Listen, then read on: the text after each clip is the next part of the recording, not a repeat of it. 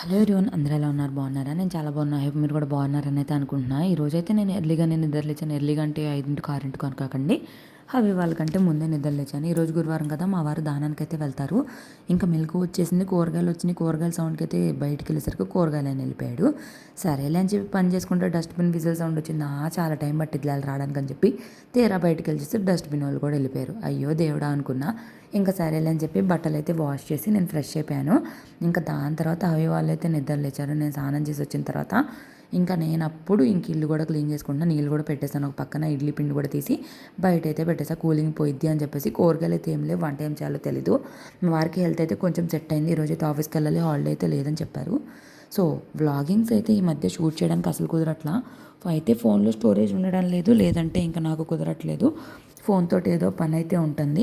ఏదేమైనా కానీ ఫోన్కి అయితే బాగా అడిక్ట్ అయితే అయిపోయానని నాకైతే బాగా అర్థమైంది. ఇంకా ఇడ్లీకి వేశాను. ఇది బాలరామాయణం చూస్తానని అవి ఒకటే గొడవ. అవికి స్నానం చేపించేసాం లెగవగానే. దాని తర్వాత బ్రేక్ఫాస్ట్కి అయితే రెడీ చేసేసుకున్నా. పల్లి చట్నీకి అయితే అన్నీ వేపేసుకొని పక్కన పెట్టుకున్నా. ఏంటో ఆచమనం చేసినట్టు ఉప్పునైతే కొంచెం కొంచెం కొంచెం కొంచెం వేసుకుంటా ఉన్నాను. ఇడ్లీలు అయితే స్టాండ్లో వేసేసి స్టవ్ మీద పెట్టేసుకున్నాను. అండ్ ఇక్కడ చట్నీకి అయితే ప్రిపేర్ చేసుకుంటున్నాను. సో ఇంకా ఇల్లు కూడా క్లీన్ చేసా, మాప్ ఒకటి పెట్టాలి. ఇంకా అందులోపు టిఫిన్ చేసేస్తే ఇంకా మా వారు రెడీ అయ్యేలోపు హాబీకి టిఫిన్ పెట్టేస్తే మా వారు రాగానే ఇల్లు మాప్ పెట్టేసి మా ఆయనతో పాటు ఈరోజు కూడా మేము కూడా గుడికి వెళ్దాం అనుకున్నాం. యాక్చువల్లీ నాకు మా ఆయన చెప్పలేదు ఆఫీస్కి వెళ్తున్నానా లేదా అని చెప్పి. నేనేమనుకున్నానంటే ఆఫీస్కి వెళ్ళారులే, ఇంట్లో నుంచి చేస్తారులే, నీరసంగా ఉంది కదా అని చెప్పి అనుకున్నా. తీరా చూస్తే నేను ఆఫీస్కి వెళ్ళిపోతాను, ఇంక ఇన్ని రోజులు అంటే కుదరదు కదా, అట్లీస్ట్ ఈరోజు రేపు ఆఫీస్కి వెళ్తే మళ్ళీ సాటర్డే సండే హాలిడేనే కదా అని అయితే అన్నారు. సరేలే, మా ఆయన చెప్పింది కూడా నిజమే కదా ఆ పాయింట్ అని చెప్పేసి అయితే అనుకున్నా నేను. సరే అని చెప్పి ఇక్కడైతే నేను మిక్సీ పట్టేసుకుంటున్నా. మా వారైతే ఇంకా వంట చేయలేదా, అయ్యో ఇంకా మీరు వస్తే లేట్ అయిపోద్దని అయితే అన్నారు. సో ఈ మధ్య నాకు నైట్ పడుకోవడం బాగా లేట్ అయిపోతుంది. అందుకే నా ఫేస్ చాలా డల్గా, కళ్ళ కింద డార్క్ స్పాట్ వచ్చేసినట్టు చాలా ఇదిగా ఉంది. సో ఎర్లీగా పడుకోవాలి అనుకుంటున్నాను, కానీ ఎందుకో తెలియదు అస్సలు కుదరట్లేదు. ఇది ఒక రొటీన్ వ్లాగ్ లాగానే షూట్ చేస్తున్నా. సో తొందరగా పడుకోవాలి, నా హెల్త్ అనేది బాగా డిస్టర్బ్ అయిపోద్ది తొందరగా పడుకోకుండా ఇలాగే లేట్గా పడుకుంటే. అదేంటో ఒక ఫేజ్, మంత్లు కొన్ని డేస్ ఇంతే, అస్సలు పడుకోను. ఊరికే నా రీల్స్ నేనే 100 సార్లు చూసుకొని టైం వేస్ట్ చేస్తూ ఉంటా. అది నాకు తెలుస్తూనే ఉండిద్ది, కానీ ఇంక అంతే. ఇంకా చట్నీ అయితే కొంచెం వాటర్ ఎక్కువ పడిపోయి చట్నీ అయితే లీక్ అయిపోయింది. ఇవి షీట్స్, క్లీనింగ్ క్లాత్స్ అయితే కొనుక్కోవాలి. కొనుక్కుందాం అనుకున్నా, కొనుక్కోవట్లేదు. ఇంకా మిక్సీ తర్వాత క్లీన్ చేసామంటే ఎండిపోయిన మరకలు ఉండిపోతాయి కదా అని ఆన్ ద స్పాట్లో క్లీనింగ్ అయితే చేసేసుకుంటున్నాను. ఇంకా ఇడ్లీలు కూడా ప్రిపేర్ అయిపోయినాయి, అవికైతే ఇడ్లీలు పెట్టేసేయాలి. బట్టలు అయితే ఉతికేసాను కానీ ఇంకా ఆరబెట్టలేదు. అవి కూడా ఆరేయాలి బయటకు తీసుకెళ్ళి. వాషింగ్ మిషన్ అయితే పాడైపోయింది కదా. అయితే ఏదైనా కానీ వస్తే ఒకసారే వస్తాయి.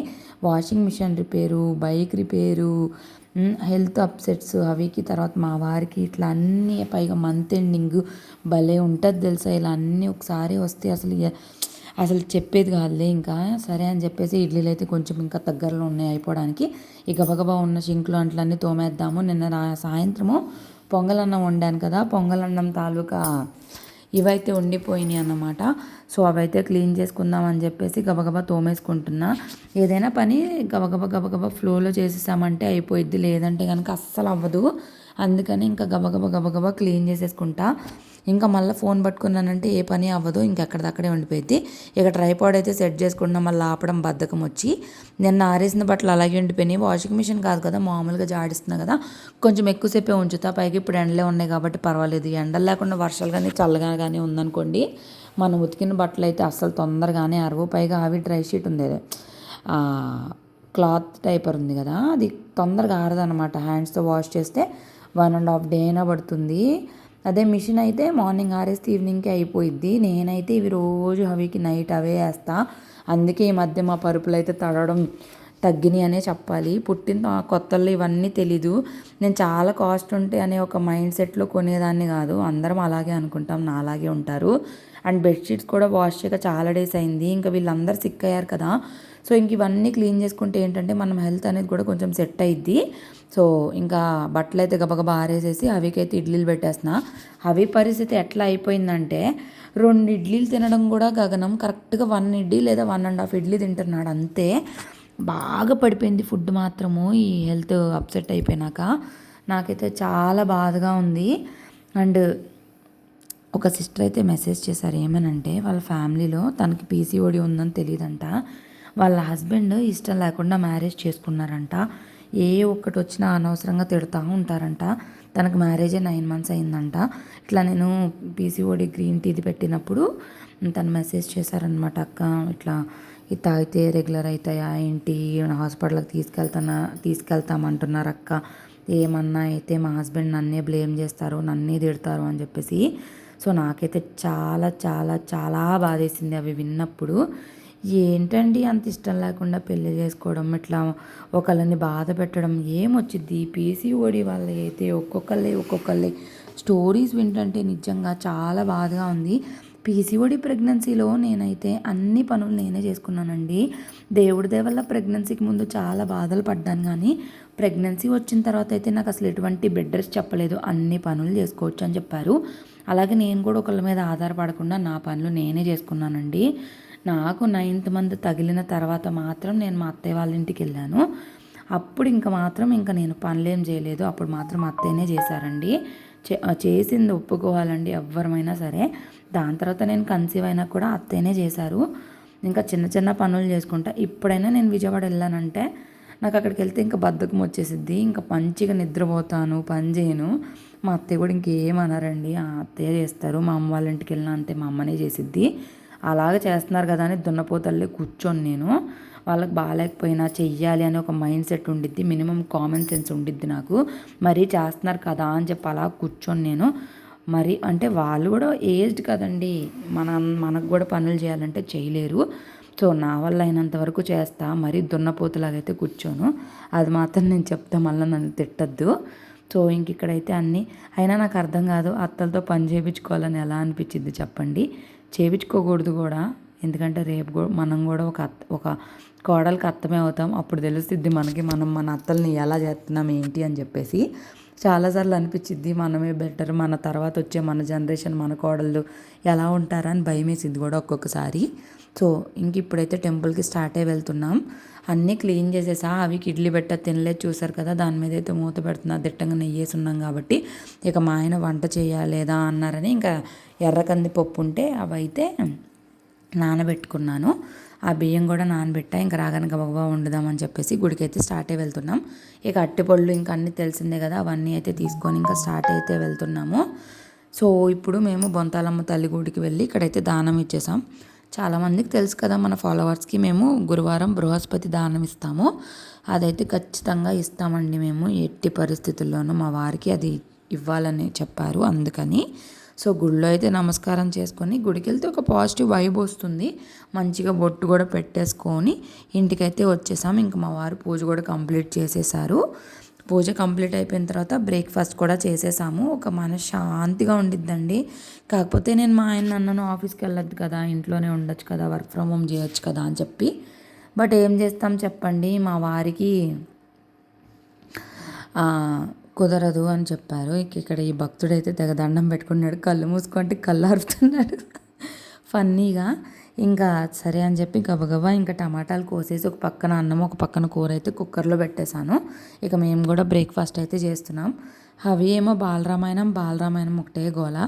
ఎంత తక్కువ ఇడ్లీలు వేసినా సరే ఎవ్వరు తినట్లేదండి, నాకే పడిపోతున్నాయి ఎక్కువ ఇడ్లీలన్నీ. సో గ్రీన్ టీ తాగడం మర్చిపోయాను. ఇంక ఈరోజు గ్రీన్ టీ అయితే ఇప్పుడు తాగుతున్నా. ఈ కుక్కర్ ఏంటో విజిల్ పాడైపోయిందండి. ఏపిచ్చి 2 months కూడా అవ్వలేదు, మళ్ళీ పాడైపోయింది. ఇంకా నార్మల్గానే వండేస్తున్నా. కూర కూడా అయిపోవచ్చింది. నేను అక్కడ వీడియోలు ఇక్కడ వీడియోలు అక్కడ కలిపేసినట్టున్నాను. దాని తర్వాత అప్పడాలు వడియా లేకపోతే మా ఆయనకి అసలు దిగదు కదా తిండి. మా అత్త వాళ్ళకి, మా ఆయనకి, మా ఆడబడుచు వాళ్ళకి, వీళ్ళందరూ అంతేనండి. తినకపోతే ఉండలేరు వీళ్ళు. సరేలే ఇంకా పాపం తినేదేదో నోటికి కమ్మగా తినాలి కదా అని చెప్పి ఏపా. ఈ అవితోటి ఏంటంటే అవి చూస్తే తినేస్తున్నాడు, దగ్గొచ్చేస్తుంది. ఇక ఇప్పుడు ఆఫీస్కి అయితే వెళ్ళిపోతున్నారు. ఇంకా అన్నీ సర్దుకుంటున్నారు. ఇంకా షింక్ లాంటిలో అయితే తట్టడై కూర్చున్నాయి. పప్పు మామూలు పప్పులాగా ఎక్కువసేపు పెట్టేశాను, అదైతే మాడిపోయింది. ఇంకా స్టవ్ కూడా తుడవాలి. చూడండి వాటర్ ఎంత పోయినాయో. ఏం కావాలి అవి నీకు?